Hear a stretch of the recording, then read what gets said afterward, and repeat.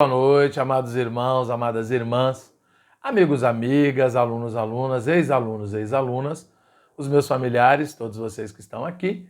Estamos nós aqui para a gente continuar lendo a palavra de Deus, né? Fazendo a leitura da palavra de Deus, a Bíblia. E encorajando vocês, quem não é inscrito, a se inscrever.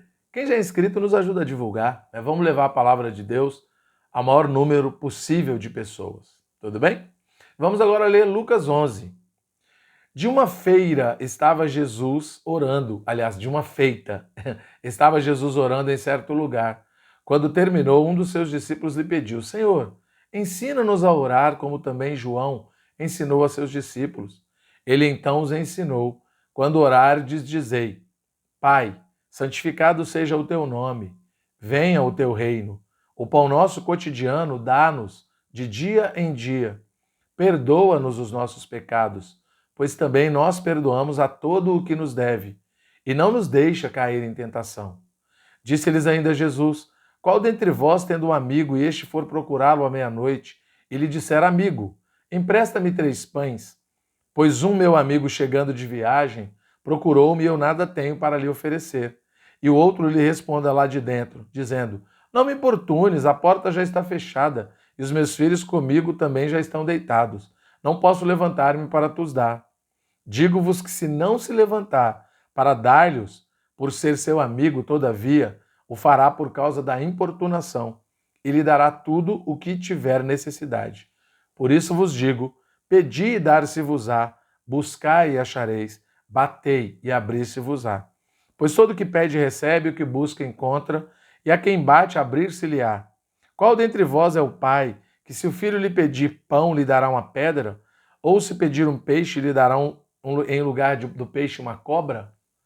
Ou se lhe pedir um ovo, lhe dará um escorpião? Ora, se vós que sois maus sabeis dar boas dádivas aos vossos filhos, quanto mais o Pai Celestial dará o Espírito Santo àqueles que lhe o pedirem.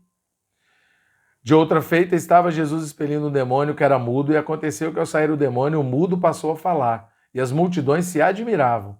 Mas alguns dentre eles diziam: Ora, ele expele os demônios pelo poder de Beelzebu, o maioral dos demônios. E outro, tentando-o, pediam dele um sinal do céu. E sabendo ele o que se lhes passava pelo Espírito, disse-lhes: Todo reino dividido contra si mesmo ficará deserto, e casa sobre casa cairá. Se também Satanás estiver dividido contra si mesmo, como subsistirá o seu reino? Isso porque dizeis que eu expulso os demônios por Beelzebu. E se eu expulso os demônios por Beelzebu, por quem os expulsam vossos filhos? Por isso eles mesmos serão os vossos juízes. Se, porém, eu expulso os demônios pelo dedo de Deus, certamente é chegado o reino de Deus sobre vós. Quando o valente, bem armado, guarda a sua própria casa, ficam em segurança todos os seus bens. Sobrevindo, porém, o mais valente do que ele, vence-o, tira-lhe a armadura em que confiava e lhe divide os despojos. Quem não é por mim, é contra mim. E quem comigo não ajunta, espalha. Quando o espírito imundo sai do homem, anda por lugares áridos, procurando repouso, e não o achando, diz: Voltarei para minha casa de onde saí. Tendo voltado, a encontra varrida e ornamentada. Então vai e leva consigo outros 7 espíritos, piores do que ele, e entrando habitam ali, e o último estado daquele homem se torna pior do que o primeiro. Ora, aconteceu que ao dizer Jesus essas palavras, uma mulher que estava entre a multidão exclamou e disse-lhe: Bem-aventurada aquela que te concebeu, e os seios que te amamentaram. Ele, porém, respondeu: Antes, bem-aventurados são os que ouvem a palavra de Deus e aguardam ou a praticam. Como afluísse as multidões, passou Jesus a dizer: Esta é a geração perversa.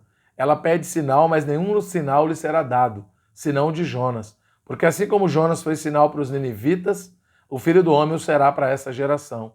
A rainha do sul se levantará no juízo com os homens dessa geração e os condenará, porque veio dos confins da terra para ouvir a sabedoria de Salomão. E eis aqui está quem é maior do que Salomão. Ninivitas se levantarão no juízo com esta geração e a condenarão, porque se arrependeram com a pregação de Jonas. E eis aqui quem é maior do que Jonas. Ninguém, depois de acender uma candeia, a põe em lugar escondido, nem debaixo do alqueire, mas no velador, a fim de que os que entram vejam a luz. São os teus olhos a lâmpada do teu corpo. Se os seus olhos forem bons, todo o teu corpo será luminoso. Mas se forem maus, o teu corpo ficará em trevas. Repara, pois, que a luz que há em ti não sejam trevas.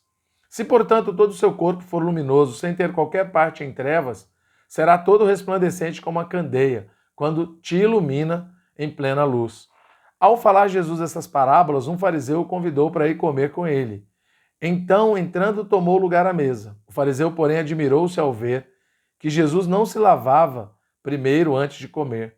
O Senhor, porém, lhe disse: Vós, fariseus, limpais o exterior do copo e do prato, mas o vosso interior está cheio de rapina e perversidade. Insensatos! Quem fez o exterior não é o mesmo que fez o interior? Antes dá esmola do que tiverdes, e tudo vos será limpo.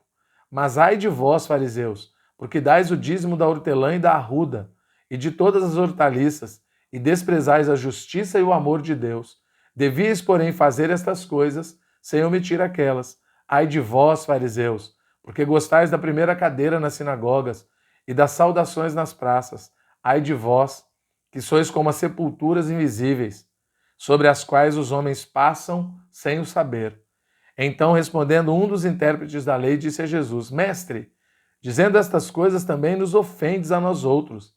Mas ele respondeu: Ai de vós também, intérpretes da lei, porque sobrecarregais os homens com fardos superiores às suas forças, mas vós mesmos nem com um dedo os tocais. Ai de vós, porque edificais os túmulos dos profetas que vossos pais assassinaram. Assim sois testemunhas e aprovais com cumplicidade as obras dos vossos pais, porque eles mataram os profetas e vós lhes edificais os túmulos. Por isso também disse a sabedoria de Deus: enviar-lhe-ei profetas e apóstolos, e alguns deles matarão, e a outros perseguirão, para que desta geração se peçam contas do sangue dos profetas, derramado desde a fundação do mundo, desde o sangue de Abel até o de Zacarias, que foi assassinado entre o altar e a casa de Deus. Sim, eu vos afirmo, contas serão pedidas a esta geração. Ai de vós, intérpretes da lei, porque tomastes a chave da ciência, contudo vós mesmos não entrastes e impedistes os que estavam entrando. Saindo Jesus dali, passaram os escribas e fariseus a arguí-lo com veemência, procurando confundi-lo a respeito de muitos assuntos, com o intuito de tirar das suas próprias palavras motivos para o acusar. Amém. Louvado seja o Senhor.